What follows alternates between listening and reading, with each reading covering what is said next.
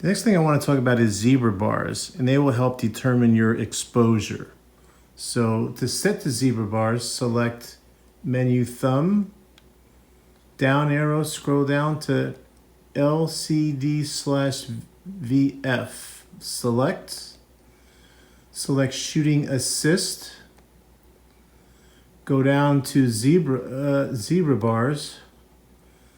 Select on for zebra bars. And now you want to make sure your top is set at over, and your bottom, just select it, move it to over if it's not selected, hit select. Your bottom you want at 95. You can see your options, you want 95. And then exit the menu. Now you can see if I take off display, which is somewhere, display. You can see these lines are the zebra bars. That's where the highlights are achieving the full white. So you want just a hair of zebra bars in your image. Now I'm gonna go back to display. You can see I had to crank up my dB to 9 dB. This is, let's make sure everything's locked so it moves. This is 0 dB, and here's my aperture setting. My f-stops are f3.2.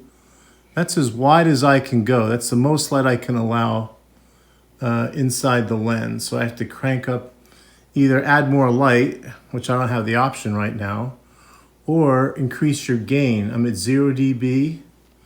If I go to 9 dB, that's pretty good. And then 12 dB, that's a little grainy. 9 dB was fine. My lens is open. I have a hint of color bars. That looks fine. Now, let's just go to 12 dB. And I can close it. Open the iris. That's a little washed out. So if you close a little bit, let's go to 9 dB. 9 dB. It's a little dark. We'll open it. That looks pretty good.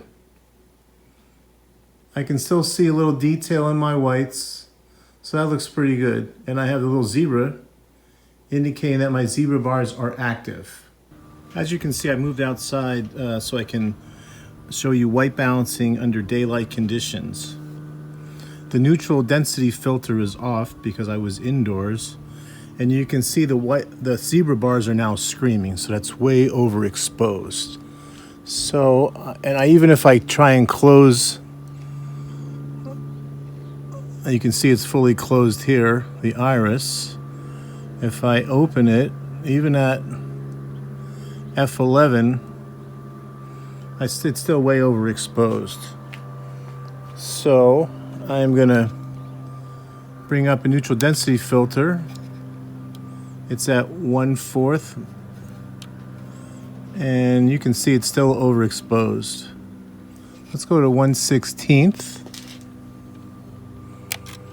That's a lot better. And I'm opening the iris here. And let's zoom in all the way on the white box and get a white balance. I'll fill my frame as much as I can with something white. And let's hit white balance and see what we get. I'm at 5300. We're shooting for 56, so that's pretty good. And then the whites look white. Let's zoom out, and that looks pretty good. So again, we talked about composing our shot. Let's zoom in all the way. You can see our focus is soft. So let's bring it into focus. That looks in focus to me. Let's compose our shot. Say I want to do a wide shot of these hills. The color bars, just a little too high. So again, I want to close the iris a little. See, now I've lost the color bars. I would do something right around there, and you're gonna have to play with this. Something like that looks good to me. So if I was to shoot this, I would lock my tilt,